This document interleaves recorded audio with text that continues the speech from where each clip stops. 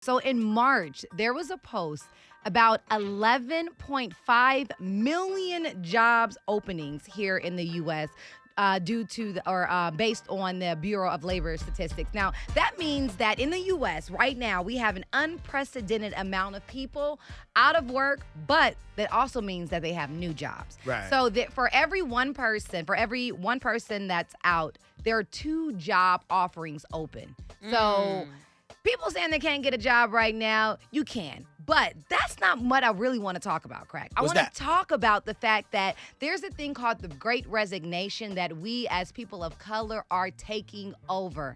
We have decided that we like our jobs, but we want to work for ourselves. We're going to go ahead and fuel that passion in another avenue. And so I think what I have seen and what we have seen more recently is that we have highlighted ways to, get passive income, be it we have property that we can put up for Airbnb. Airbnb did $100 million in the first quarter this year alone on rentals. Wow. I know, it's insane. Airbnb is kicking it. It's because of people that decided, you know what, I'm going to figure out how to get to the bag better than I did before. And because of the pandemic and having the month or so off, 2 weeks to a month off at the top of 2020, I think it really helped us figure out how to survive, that if you're not at work for 2 weeks, you're okay.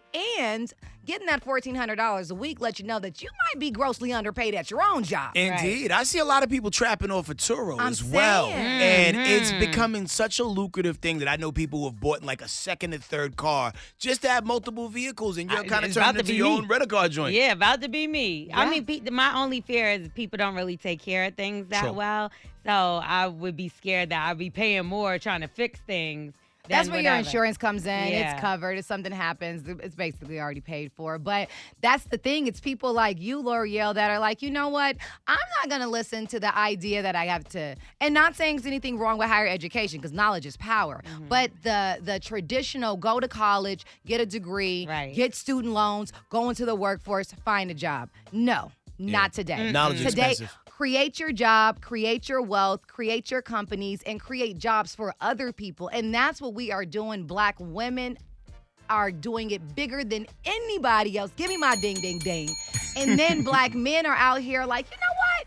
I don't have to work that job anymore. And they're not working jobs. They're creating careers for themselves. Like, I'm so proud of us. So as you look around, you need a gig. There are jobs out here because everybody's quit their job and they're starting a new job. But use this as your motivation to say, you know what? Remember that dream you had? Remember that passion you had? That thing you really knew that you were meant to do, but you didn't do it because life happened?